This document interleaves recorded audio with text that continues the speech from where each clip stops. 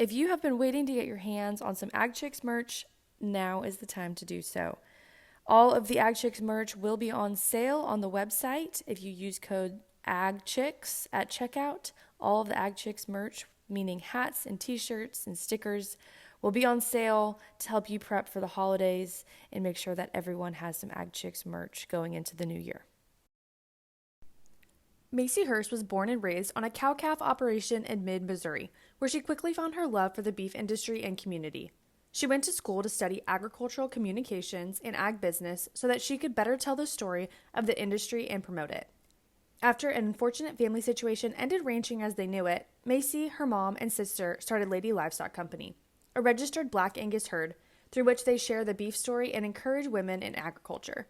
In addition to her passion for cattle, she spends her days selling print, working alongside many ag publications and businesses, advocating for the industry through speaking engagements and social media, as well as traveling and soaking up as much time with loved ones as possible. Please help me welcome Macey to Ag Chicks Podcast. Hey y'all, this is Allie Spears, your host of the Ag Chicks Podcast, where I cultivate connections with the women who are helping feed the world.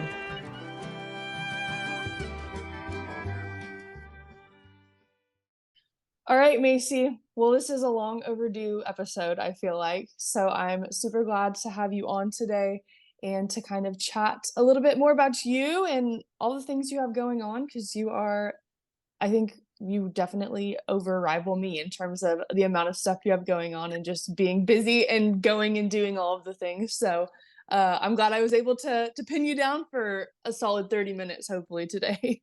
Yeah, thanks for having me. I know, thanks to NCBA's Trailblazer, of course, we finally got to connect in person, but I know for it felt like a couple years there, we were Instagram friends and we were at all the same conferences and events and never got to meet. So I'm glad to have met you in person and to get to be on AgChicks. I know that's what is so funny about social media, that I feel like I know these people and then when you meet them in real life and it's almost like you don't really know what to talk about because you're like, I already know everything. And it's kind of Yeah. like a weird phenomenon of like, I know you, but I don't know you, but I do, and like I know what's going on. So yes, so I'm glad that we have obviously had a Instagram friendship, right? But then Mhm. we've developed it into a in IRL friendship as well. uh, but Macy, you have, I think, such a unique story. I mean, obviously, as everyone does, but I think that your story in terms of being involved in not only agriculture, but the cattle industry is so unique. And so I'm excited to kind of get to share that today with the listeners. So if you don't mind, let's start from the beginning in terms of kind of where and how you grew up, and kind of your initial connection to agriculture, if you don't mind. Yeah, sure. So I grew up in a little bitty town in Missouri, really right in the middle of Missouri, a town of about 200 people. And we had a feed store, a church, and a gas station. And my parents owned the gas station. So it was one of those towns. And we had a cow calf operation in addition to several different businesses. But the cow calf one is kind of where I got my passion for the industry of agriculture. In fact, I joke sometimes that I always knew I would have cattle because at that young of an age, I didn't realize there were people who didn't. Everyone I knew did, all of our friends and neighbors did, and almost all of them also had jobs in town. And it wasn't until I was in high school where I got really involved in FFA, where I thought, oh, I can actually work an ag job in town and still have cattle at home and get to kind of pursue those passions in a couple different areas. So was very, very active in FFA. I lived and breathed it for about 6 years, doing the whole state officer experience and doing some facilitation and training and stuff post state officer experience. And then went to Missouri State University and got degrees in agricultural communications and ag business marketing and sales with a minor in Spanish. And then during college, so my parents actually got divorced about my senior year of high school, and it was not a good one. And it led to a lot of unexpected turns and obviously our family life, but also my involvement in agriculture. And we basically shortly after that happened, kind of found ourselves in the ashes of it all. And our entire farm had been liquidated. My cattle, my siblings' cattle, my parents, pretty much everything that I had come to know and love my whole life. And so my mom and my sister and I kind of sat there and had a conversation about what's next. And we realized that we were still really passionate about it. We had a passion for the animals, for the land, for the people that we were raising those animals to feed. So we did a little research, we did a little traveling, and we found a herd of registered Black Angus cattle that we really believed in, and we bought the whole thing. And we just started over again. And so was born Lady Livestock Company. So it was just the three of us. And it was not easy. There were a lot of hard lessons learned, not only in kind of starting from scratch, but also starting from scratch with family. I have so much respect for people who can be in business with family, because as much of a blessing as it is not easy. So lots of just lessons learned. And I was a full-time college student at the time, taking 24 credit hours and working two jobs. And my mom owned a couple businesses in addition to that. And then my sister was still in high school when it all started.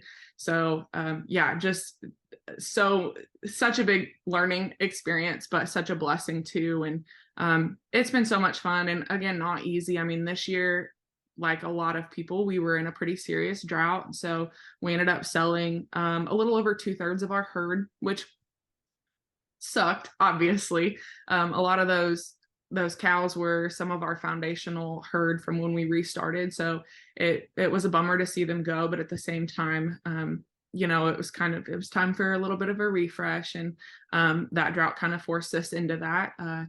But again, some of those lessons learned, and such a blessing to be able to do that, to be part of such a small group of individuals who are blessed to get to work with those animals and to be part of the food supply chain in that way, and kind of reinvest in the land and the environment as cattle producers and farmers and ranchers prioritize. So yeah, that's my mom, Stacy, my sister Emma, and I.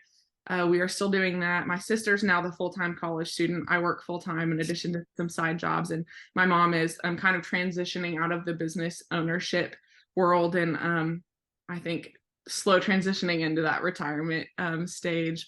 And then we've got some men in our lives now who are awesome, huge help, great supporters. So very thankful for them too. Awesome. Yeah. And so I think when we finally met in person, right, and we went through all of the media training and all that stuff for NCBA, and I finally kind of heard your story for the first time, I was just like blown away that not only did you feel so connected to your roots and just like the cattle industry to want to do it, but then the fact that you guys really started over and built it to what you guys wanted it to be and did that with the three of you, which I think is just a really kind of unique and cool experience to be able to say you did that with your mom and your sister, but then also to be able to say that it's something that you guys built as well. You quite literally from the ground up, like you said. Yeah, it was a lot of fun too, because obviously the circumstances from which we had the opportunity to rebuild were not great. Would not wish that on anybody. But the family and the farm kind of operation we were coming from was not super supportive of women in agriculture. And so it was really neat that whenever we started Lady Livestock Company, we were like, oh, wait a second, we get to make these decisions. And like, we are the ones who get to kind of be at the forefront of the operation, and we get to make these herd health decisions. And, we're the ones taking them to the barn.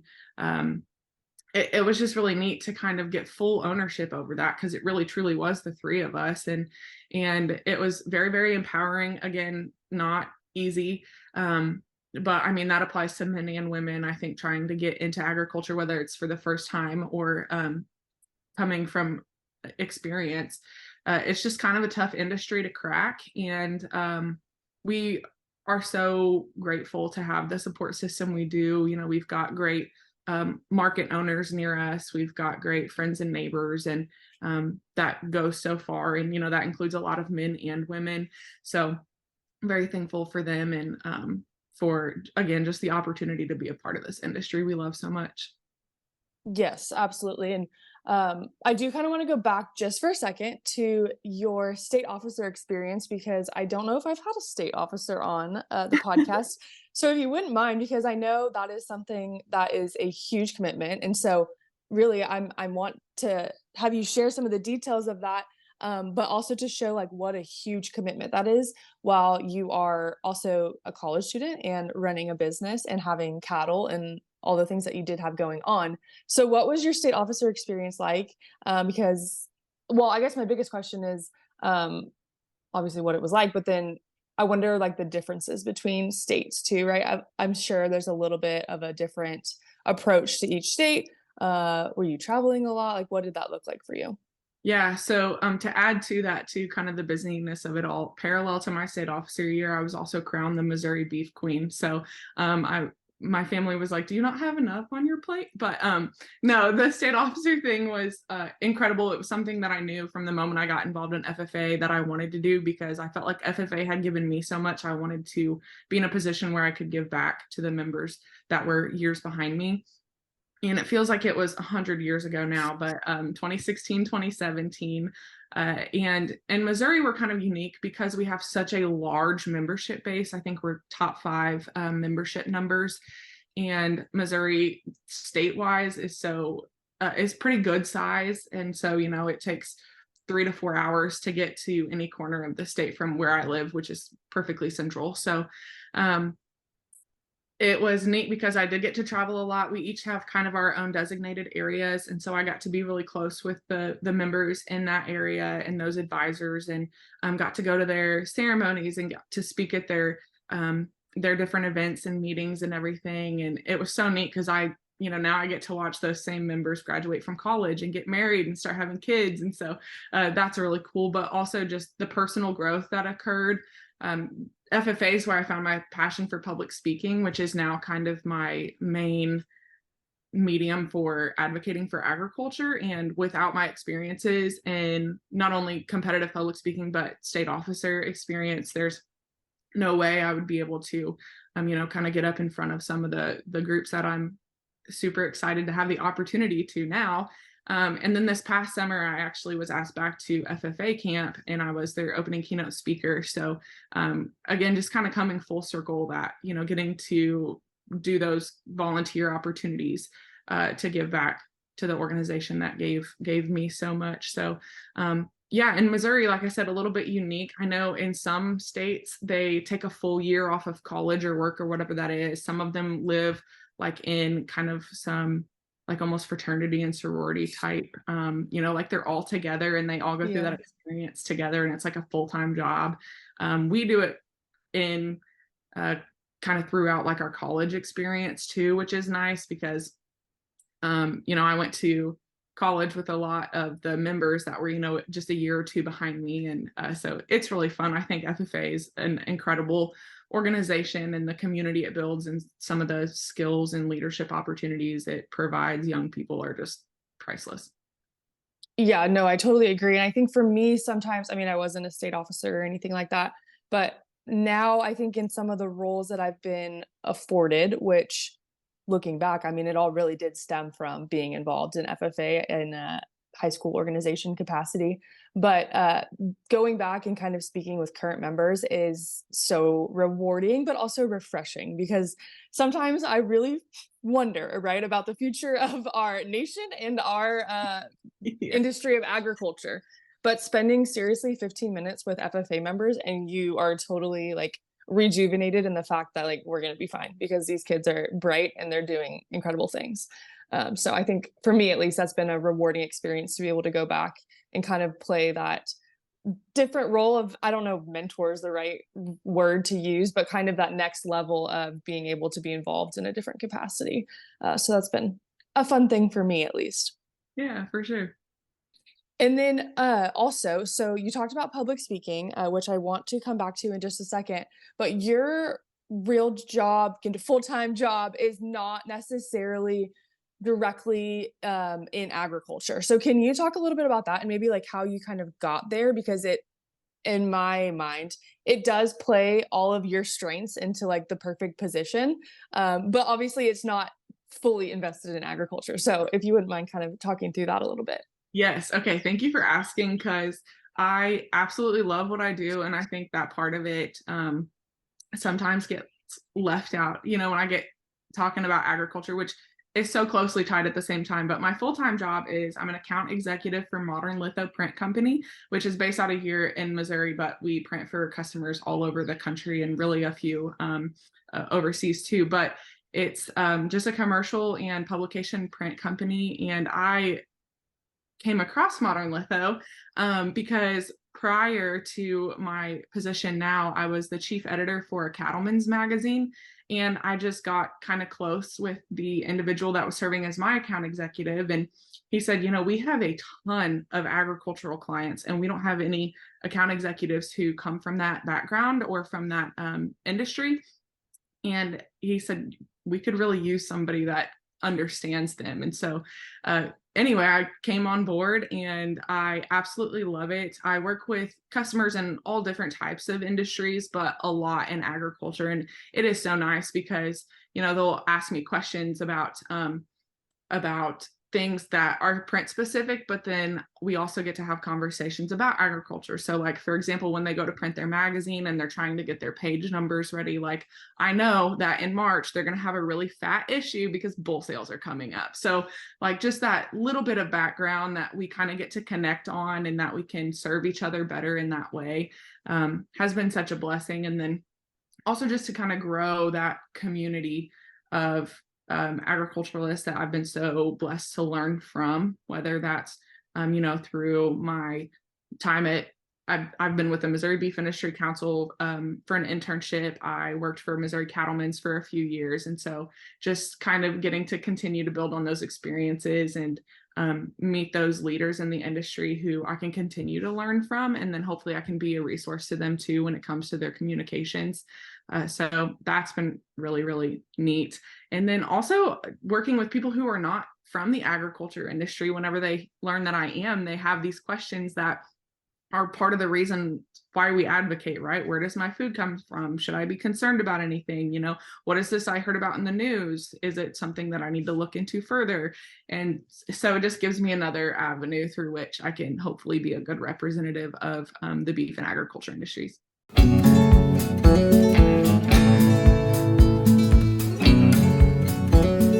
By ranchers for ranchers. Together, let's make ranching easier. Previously known as Cattle Vac Box, Strayhorn has rebranded to better match their ability to push the envelope in creating innovative animal management products to serve the ranching community.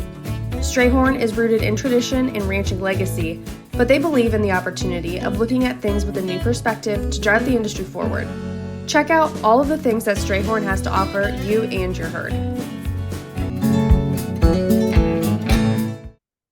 Yeah, that was actually going to be kind of my follow-up question was, obviously you have lots of customers, I'm sure, who are in agriculture who I'm assuming they appreciate the fact that you get it, because sometimes I feel like communications, right, and marketing and all of that is the same across the board, but yet it's also really different when you're talking about agriculture because there's certain things that you just have to have included or certain aspects that just mean a lot to whoever the person who is marketing things. So I'm assuming they obviously really appreciate the fact that you kind of understand the whole model behind it, but then I think you probably bring a unique perspective to those who are not involved in agriculture, not only through the knowledge that you can provide them of just agricultural information, but also then that unique perspective of marketing through ag to kind of give a different edge to things as well. So I'm sure that serves you well on both sides. Yeah, it's been fun too. And I think agriculture is such a, I've used this word, I don't know how many times, but community. I think there's kind of this like inherent trust between people who we know are from similar backgrounds or agriculturally. And so, like I connect really quickly with cattle people because that's what I know. And that's where my experience comes from. And so getting to build that rapport with those individuals and then getting to see them at, the cattle cons. And I'm on the Livestock Publications Council board. And so many of the folks that I work with on my at my day job, and then am on the board with, and then I get to see it at Media Summit and all these different events, or events that I'm even at just as a cattle producer. I get to see my customers because, we're all working on behalf of the same industry. So yeah, it has been really fun. And my company is so incredibly supportive of agriculture. And whenever I accepted the position with Modern Litho, I had this kind of identity crisis because I was like, I'm an ag person. Like I work for ag companies, I work for ag groups, I write for ag magazines, like I'm an ag person. And so getting to be the ag person at a non-specific agriculture organization and then still get to serve those same people I was serving in other roles has been a huge blessing. And then of course having my company kind of behind me to support me in like my agricultural endeavors too has been a huge blessing.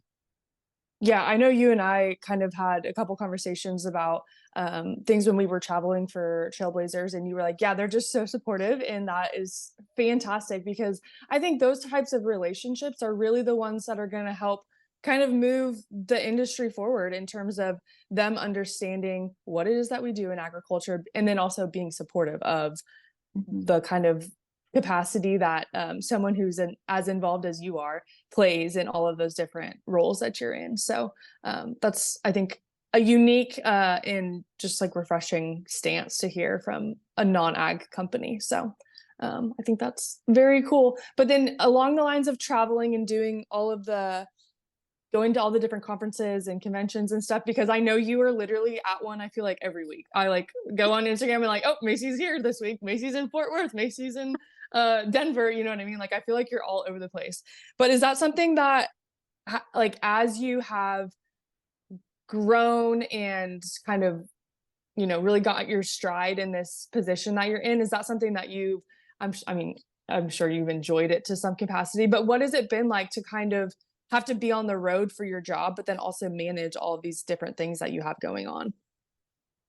It can certainly be a lot, but I just think back to when I was like a high schooler and a college student, and I see those things on Instagram all the time about like don't forget to stop and recognize that you're living what you used to pray about, or like Mm-hmm. what younger you used to dream about. And that's so true because I wanted a job where I was fulfilled and I was aligned morally and like mission wise with the company I was working for.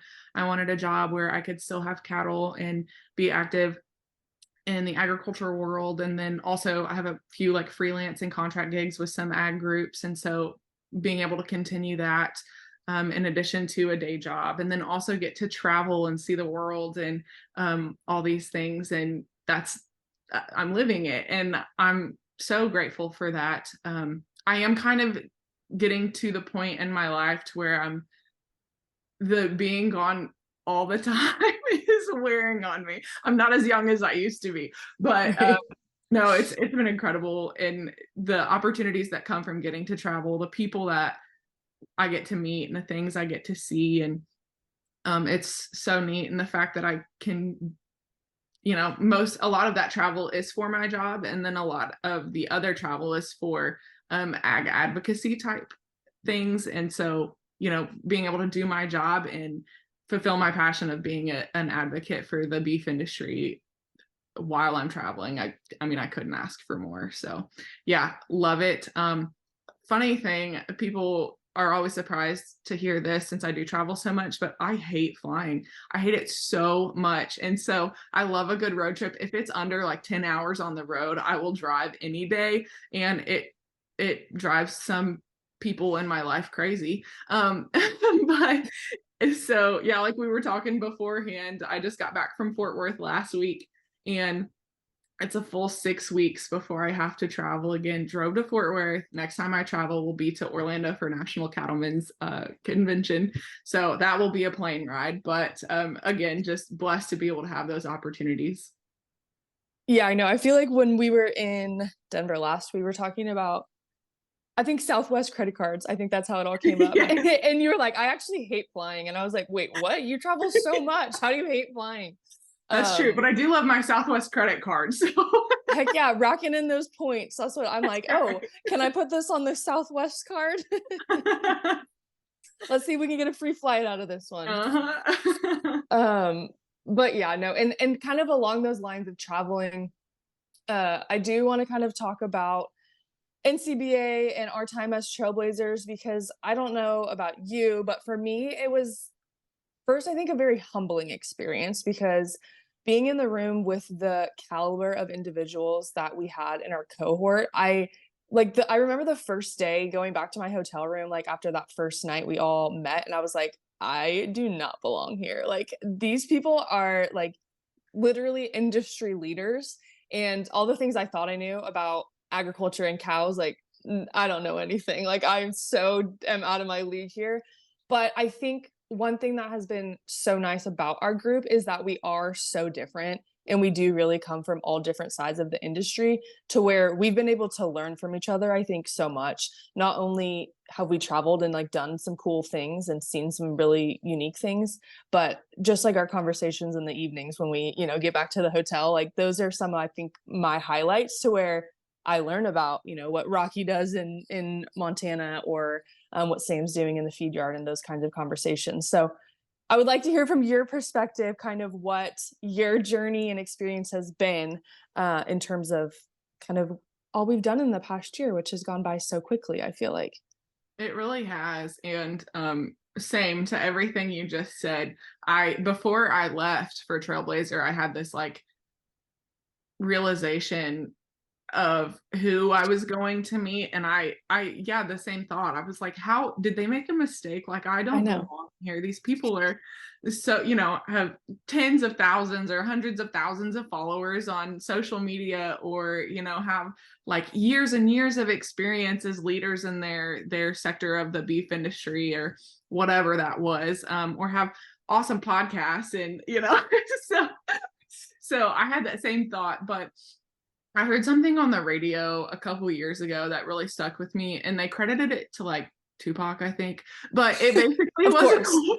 Yeah, it basically was a quote saying like, if you're at the table, you're there for a reason. And that I think about that a lot because I am a firm believer that everything happens for a reason and that like God's plans are bigger. And so sometimes I just have to remind myself that like, okay, this is happening for a reason. And while I may feel underqualified, like instead of, you know, letting this imposter syndrome kind of ruin the experience for me, like I need to take full advantage of the fact that I'm surrounded by people who are so good at what they do and have so much experience and have such different experiences than I do. And like you said, I think our group was the perfect example of that. We have people from all over the country and from such diverse backgrounds and operations and experiences. And it was such a good networking opportunity in terms of, I have very, very, very little like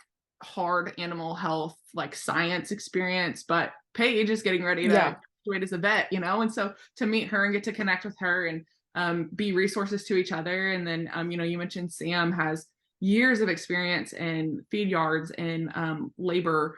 And it was so interesting to hear his perspectives from his part of the industry. And okay, like this is an issue that in my part of the world and my kind of like scope of beef industry experience I haven't dealt with. So to kind of see this like full scope of like this full picture of the beef industry and get to hear all these perspectives, but then also get to use those people as resources as we all go forward as advocates, I think is going to serve us as a group and also an industry so well. And I cannot credit NCBA more, and of course Chandler and Paul, our fearless leaders, for that experience, because I feel like I grew so much, and I think it made me not only a better advocate but a better person. And getting to meet you guys and make those memories is just something I'm so totally grateful for.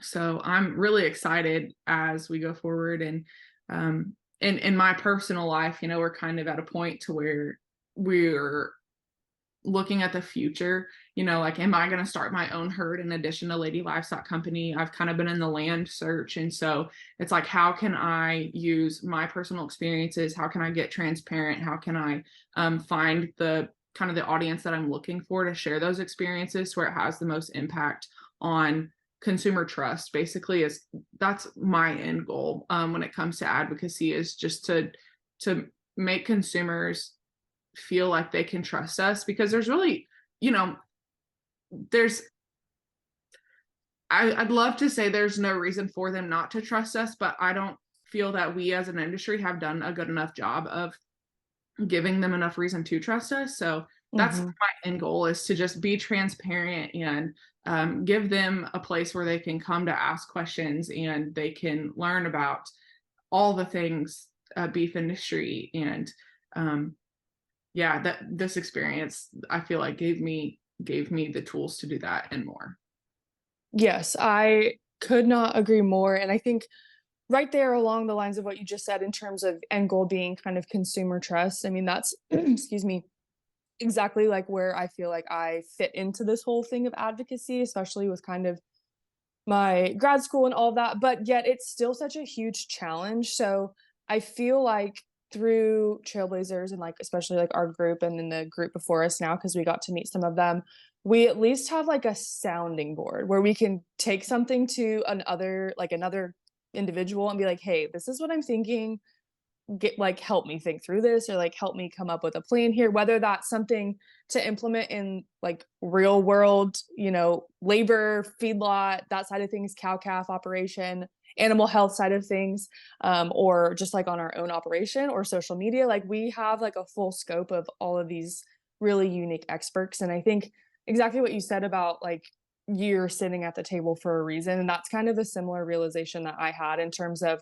okay, I am here for a reason and I need to figure out, maybe that reason isn't what I thought it was when it initially started, but what can I get from this experience to kind of help, continue to move the needle forward. And so I think that's been something that I've really enjoyed, is just having another group of people who are really good at what they do, and to have them to just not only as great friends, because I feel like we have all gotten so close, but also just to be able to bounce ideas off of each other, which has been nice. I mean, I feel like our group chat is, I'm okay. It slowed down a little bit. I'm gonna contribute that maybe to the holidays, but I'd say pretty frequently, like somebody's Yeah. putting something in there. Yeah. And it's so cool because so many of the people in our cohort are like very, very active in that group and on social media, and to see all the things that they're doing, but then also to, like, for example, something that I was really intimidated by going into Trailblazers was that social media, while I'm on it and I'm active, like it's not really my jam. Like I'm not that Hmm. good at it. And so it made me nervous because I thought like this is training to be like a social media influencer, right? Right. It was so much more than that. And like Sam doesn't even have social media. He's the LinkedIn king. Know what to do with it if he did. Poor Sam. But to hear, like I love speaking to people in groups one-on-one. What I speak to a lot of high school groups, and so kind of getting that affirmation that like that's still effective advocacy. And shout out to the Checkoff for this program. It gave me kind of a renewed faith in where our Checkoff dollars are going, knowing that they are actively working to promote the industry and to reinvest in the future of our industry. So yeah, big fan of how those resources are being used, and how that's going to come back to benefit us, and especially I think our kind of demographic as we go forward and we start our operations, or we continue the ones that the generations before us started. We can, I think, be pretty confident in the support that we have as producers. But yeah, as far as our group and kind of the network that we each got to build, I think that is so important in any industry, or in any professional role. I think I always tell, when I speak to high school and college groups, I tell them like find your like committee, find a group of people that you can go to and say, hey, I'm getting ready to make a big decision, what are your thoughts? And I'm super grateful. My mom is an incredible businesswoman. She's a huge resource to me. I have a fantastic realtor.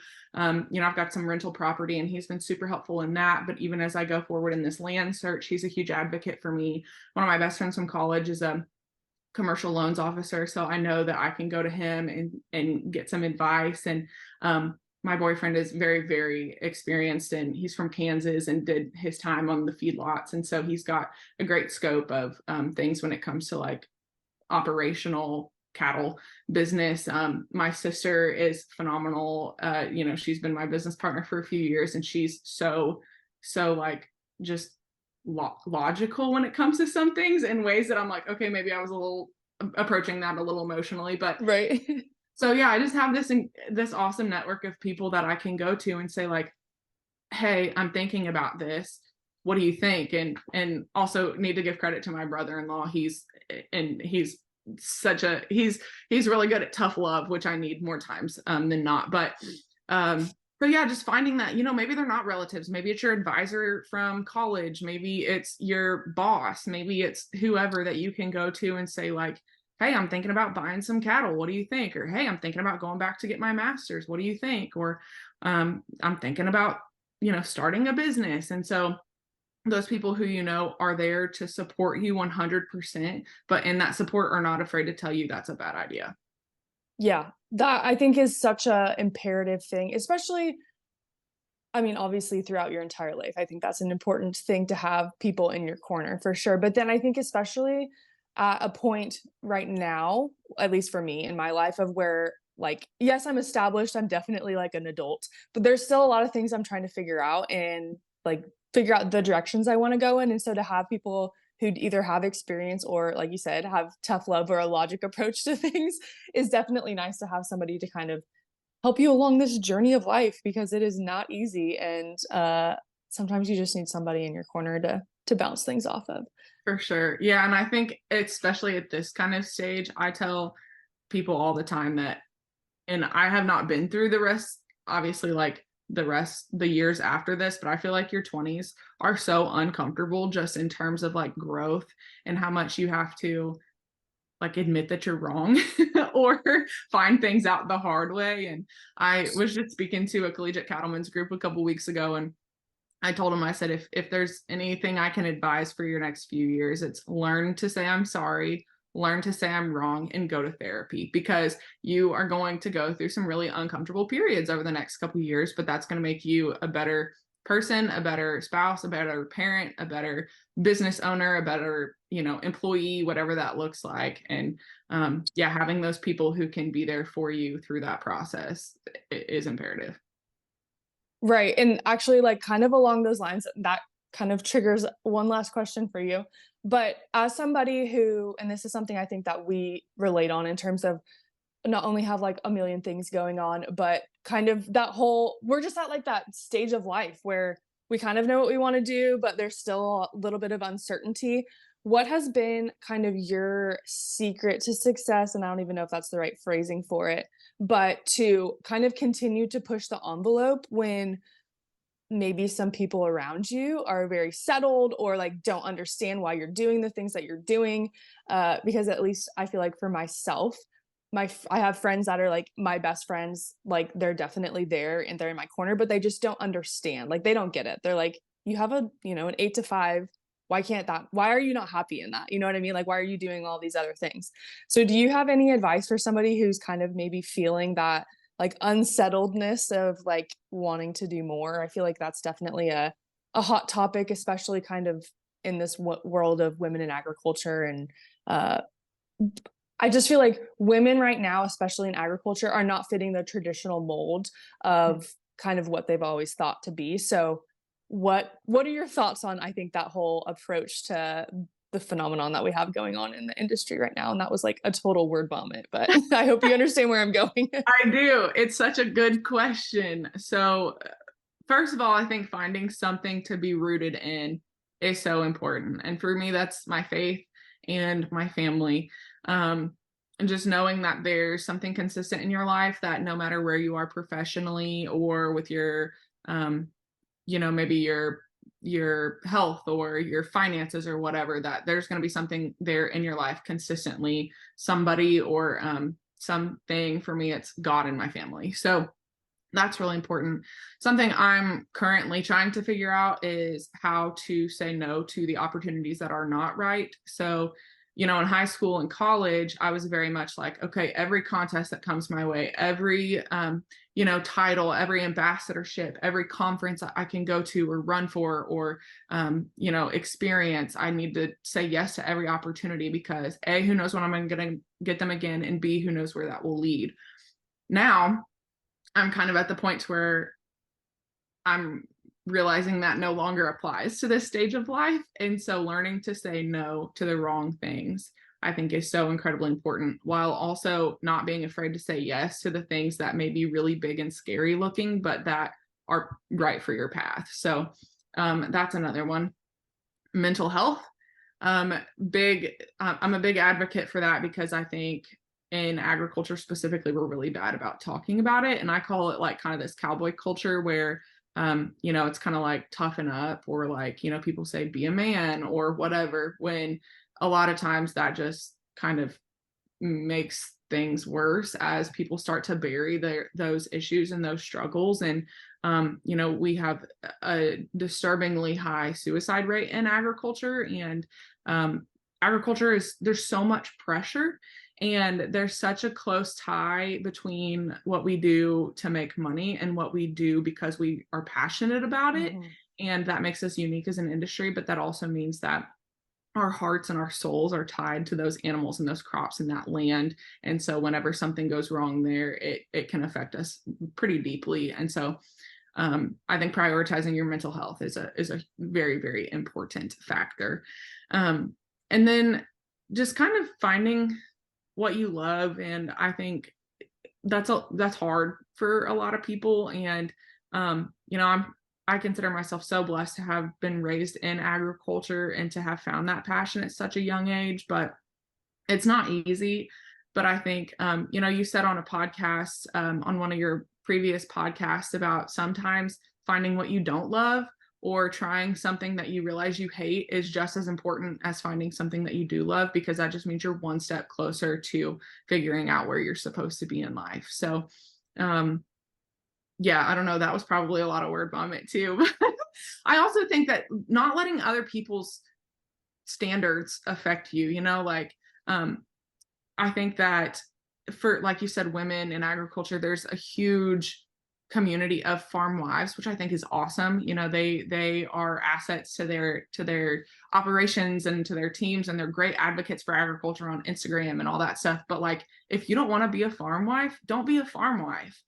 You don't have to do that. If you don't, want to wear cowboy boots and a cowboy hat, but you want to have cattle, that's fine. Like, there are so many different ways that you can approach agriculture or whatever your profession is and not fit the stereotypical mold, but still be totally successful. I mean, when we first started, we were contacted by the Missouri Beef Industry Council, and they were doing some work with this woman. Diary of a Debutante was her handle, and she had hundreds of thousands of followers, and she had just moved to Missouri from Florida, and she was promoting beef recipes, but had never seen a bovine animal in her entire life. And so they called us and they said, hey, we have a young woman. We think you guys would connect well. Why don't you bring her out to the farm? So we did. And it was funny because she got there and she's like, you guys are not what I expected. And we kind of asked her about what her expectations were. And she's like, well, you guys are super educated, and like, you're wearing jewelry and your hair is done. And like, none of you were wearing overalls. And it was really funny because the thing we bonded on the most was that my mom and sister and I were exhausted because we'd gotten back at 3:00 that morning from a Jonas Brothers concert. And she was like, oh my God, that's so cool. And so, it's neat how whenever you're authentic, the reach that you can kind of make, the people you can connect with, because they feel safe being authentic back to you. And also you just open yourself up to finding common ground in so many different areas. So yeah, just don't let other people's imposed kind of standards or expectations of you limit your passion, your desires, your abilities, and your goals. Yes, I think you absolutely hit the nail right on the head. I could not agree more with everything that you just mentioned.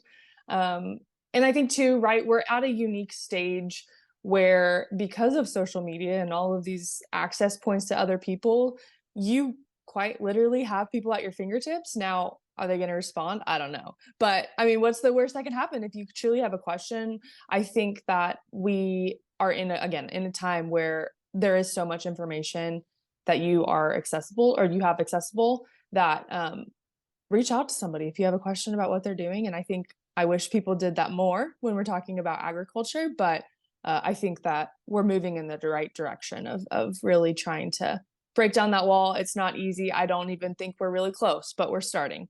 So I for think sure. That's another thing I tell young people a lot when I'm talking to them is ask.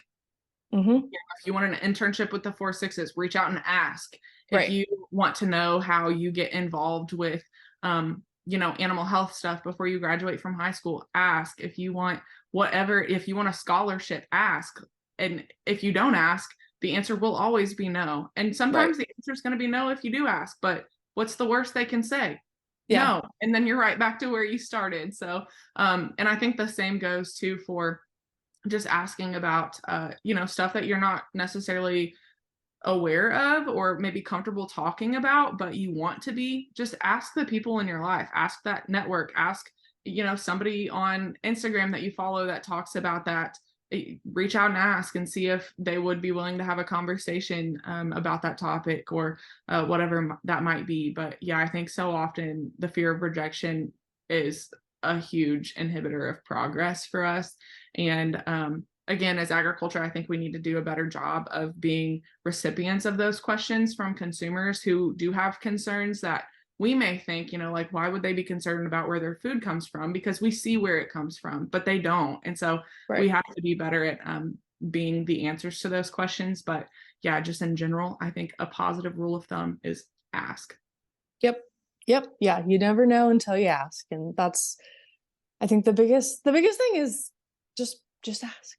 Because like you said, if the worst that could be is no. And so, and half the time, if you're stressing out about asking the question, there's going to be a good response. Or again, no is the worst that it could be. So I think that's extremely vital advice just for anyone who may be dealing with a challenge or just kind of looking to the next thing. So I could not agree more. Well, Macey, as we wrap up today, I would like to give you an opportunity to kind of let everyone know where they can reach you if they're looking to connect or maybe reach out for a speaking engagement. What is the best way for them to get a hold of you? Yeah, so Instagram is probably where I'm easiest to be found. Just Macey.Hurst, I think.